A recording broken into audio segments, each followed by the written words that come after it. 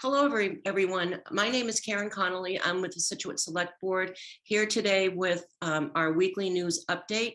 We have with us Jim Boudreau, our town administrator, and Bill Burkhead, our school superintendent. I would like to start out today by acknowledging the wonderful event that was held at the Senior Center last Thursday, on November 11th, which is Veterans Day. There was a wonderful event there.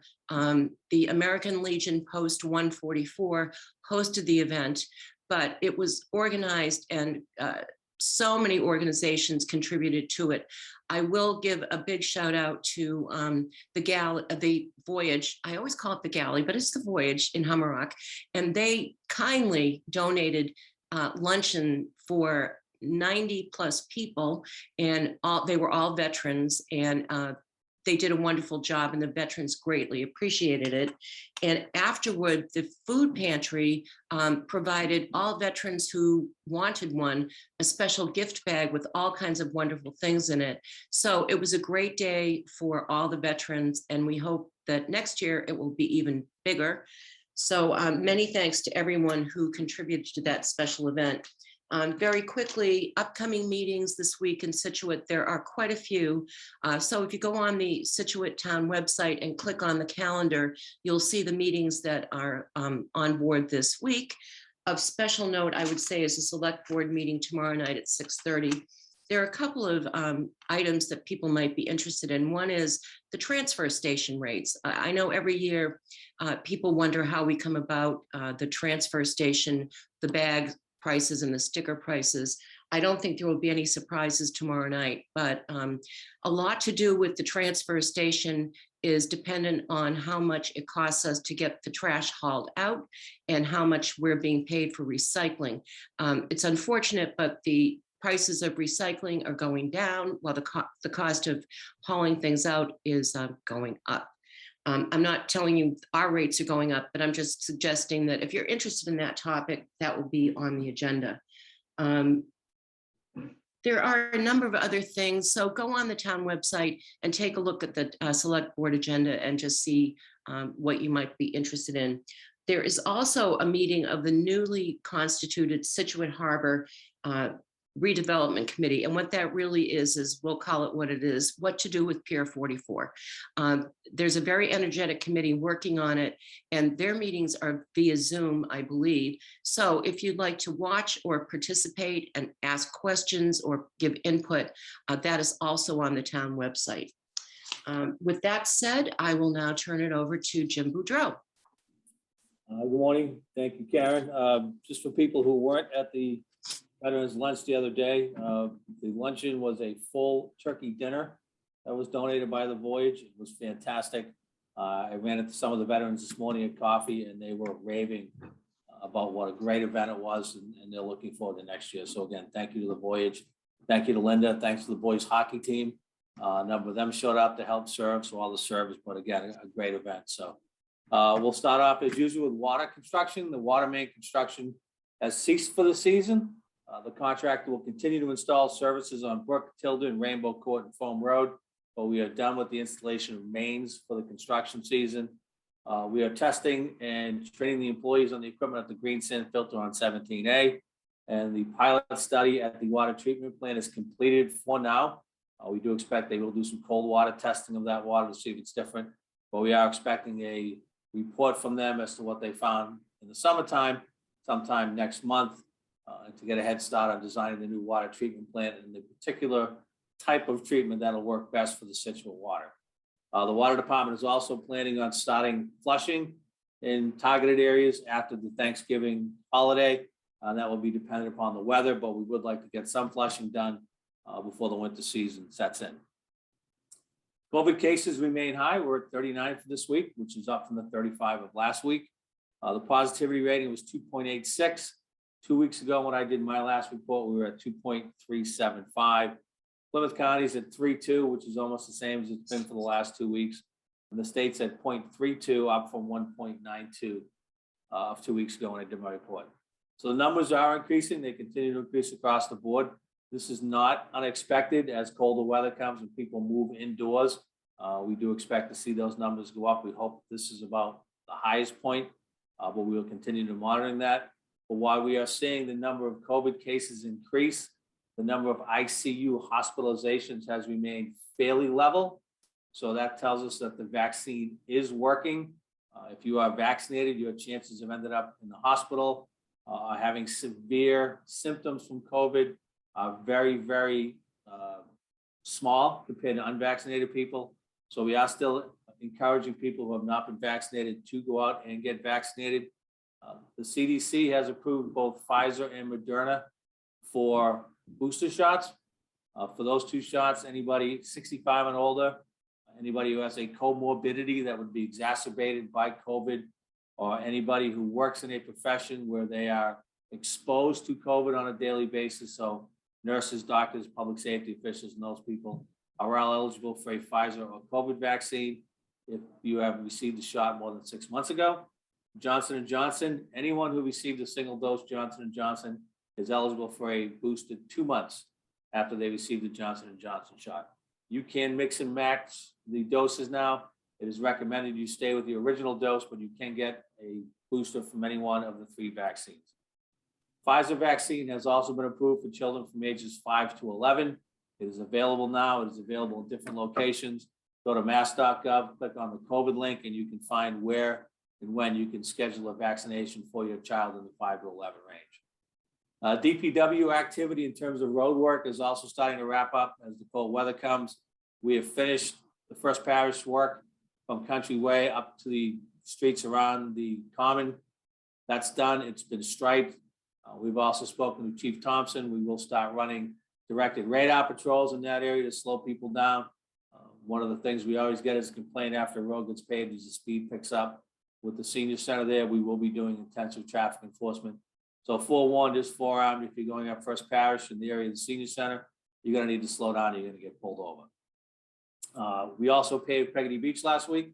That's the final paving as part of one of our storm FEMA repairs. That is why we paved what we paved, because that is all FEMA approved. So that is paved now. We will schedule the contractor to come out and do final striping. That will be dependent upon the materials being available, as we use thermoplastic as it's longer lasting, and it has been in short supply. So that may be done this winter, may not be done until the start of the spring season next year, but we'll let people know when that's going to happen. DPW crews are still out and about picking up debris. We have gotten some calls in the office about that. Yes, they are still out. They are moving as fast as they can, but there is a tremendous amount of debris. If you send us your address, we'll give it to the DPW. They will get there, but please be patient because they're doing that along with their other work. On a sad note, they have started to put these sanders on the trucks, which is kind of a little depressing as they get ready for winter. But the sanders are going on the trucks, the plows are getting prepared, and the DPW is getting set up for the winter season. So they're trying to do all that while at the same time pick up the debris. So again, please be patient. We'll get there. There was a lot of damage. There was a lot of debris. The crews are out. Just get us your address. We'll put it on the list, and they will get there hopefully before the winter time comes. Winners Walk Clubhouse, we're hoping for a milestone this weekend. They are planning on paving the parking lot, final paving down there. But more importantly is we will be looking for a temporary certificate of occupancy for the pro shop to allow the pro to move back into the pro shop and for us to get rid of the trailer that we've been renting all summer to handle the golf operations. I know Ian's looking forward to that. I was down there the other day. The pro shop looks great. They're cleaning it up. So we're looking for a temporary CO to get back in the clubhouse. For the winter time, the pro shop will be all set. The restaurant is still being worked on. The floor still needs to be done. The painting is getting wrapped up, but it is really coming along. The ramps are done. The concrete is done. There will be a railing put along that handicap ramp that you see. The start of the planting and the exterior is just about finished. So if you drive by now, you'll get a real good idea of what that building's going to look like. We're really excited for it. We can't wait to see what it's going to look like in the spring when we get a restaurant operator in there and start getting golf back up and running in our clubhouse. Finally, we are expecting a date for the Scituate Food Pantry open house. It was canceled because of the storm 2 weeks ago. Scituate Food Pantry does an amazing job for the town. As Karen said, not only that, they gave each veteran a gift bag with food and with gift cards on Thursday as part of the Veterans Day ceremony, and sponsored a couple bands that were there for the veterans to stay and listen to the band. So they will be having their open house. I urge people to go by, see the new facility. It's fantastic. We work very closely with them. to get it set up. And I think it's really meeting the needs that they have and meeting the needs of the community. So keep an eye on that, and we'll let people know when that's going to be rescheduled. And that's what I have for this morning. Now on to Superintendent Burkhead. Thank you, Ms. Conley. Good morning, everybody. Just a belated happy Veterans Day to all. Thursday, we honored our veterans who served our great country valiantly. They have sacrificed so that we may live free.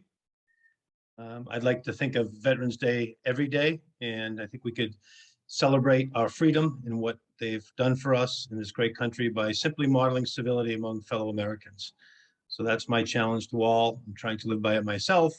I also want to give a shout out to Charlie Adams, as well as his mom, Susanna, and a team of student volunteers for spearheading the Scituate Community Christmas, Sea of Support for Scituate Military Heroes. What started out as a unique idea grew into an amazing student-run display that also includes a video series featuring Scituate students interviewing local veterans. This display honors almost 1,000 veterans living in our town and is open for viewing at the Susan Phippen House until November 18th, which is this week. So if you can get over there and check that out. So great job, everybody, on that. As far as our COVID update this week, the schools too are seeing an increase from 13 last week up to 20 cases this week, 3 the week before. So like Mr. Boudreau said, hopefully we'll see that flatten out, but not unexpected as we come inside for the colder weather. We've also, our nurse leaders also reached out to the Department of Elementary and Secondary Education to request the availability of the vaccination van, which comes to local communities and offers vaccines for our 5 to 12-year-old group of students. So we'll stay tuned, please, and we'll give you some information when those dates are available. Tonight we have our school committee meeting at 6 p.m. Hope you can join us. A couple of highlights: we'll be celebrating student learning from the Wampatuck Elementary School. We'll have leadership reports, including curriculum for myself and Assistant Superintendent Driscoll. Our Medco program will be highlighted tonight, so it'd be great if you could come and check that out as well. And our school committee will hear the first reading of our potential new face covering policy. So a lot of great things happening there. Then just some sailor shutouts we've had. Again, it's our playoff season in athletics, and we've really had a great competitive season. It's nice to see everyone out there playing well. Boys soccer making it to the second round, lost a tough one to Nauset 4-0 last week. Our cheerleaders were in regionals, and they did unbelievable. They hit another zero deduction routine, which is extremely hard to do, and earned their highest score to date in the second largest division. So congrats to their cheerleading team. Cross country girls have also qualified for all states. So we'll be going there. Great job there. And our football team is in the semifinals of the state championship, beating Ashland last week. They'll be playing Grafton this Saturday in Brockton. The time will be determined. And some good news that Coach Herb Devine, head coach, has received his 100th win on that game. And the New England Patriots have reached out and have chosen him as their New England Patriots Coach of the Week. So they'll be visiting Scituate High School on Tuesday, tomorrow, to present him with a football program with a $1,000 donation on behalf of the Kraft family and Patriots Foundation in honor of Coach Devine. The visit and check presentation will be featured on the Patriots Weekly television show, Patriots All Access, which airs on Friday night at 7 on WBZ TV in Boston, if you could check that out, or patriots.com. So very proud of all our teams, and congrats to Coach Devine and his players for that monumental win and honor. And then a quick sailor shout out to end things up. We've really been focusing on student voice the last couple of years and giving students a voice in their education. And shout out to third grader Gates Esch of Cushing Elementary School, who had written to me earlier in the year about doing away with styrofoam plates in the cafeterias for environmental reasons. And he successfully was able to work with myself and Mr. Stevens, the food service director, to make this happen. And I just wanted to read Gates's very professional email to me in response to getting that done. Thank you, dear Mr. Burkhead. Thank you and Mr. Stevens for finally changing to recyclable cardboard trays in the cafeteria. Yesterday, one of my teachers, Ms. Broderick, told the whole class about my email and the switch to cardboard trays. I got an applause from the whole class. Again, thank you for getting rid of polystyrene trays in our school. I really feel like this is a change that will make an impact on the environment and our health. Sincerely yours, Gates Ash. So great way to go out, and thank you, Gates. And Mr. Stevens for making that happen. Everybody have a great week. Thank you very much to Jim Boudreau and Bill Burkhead, and high five to Coach Devine. Thanks, everyone. Have a great week.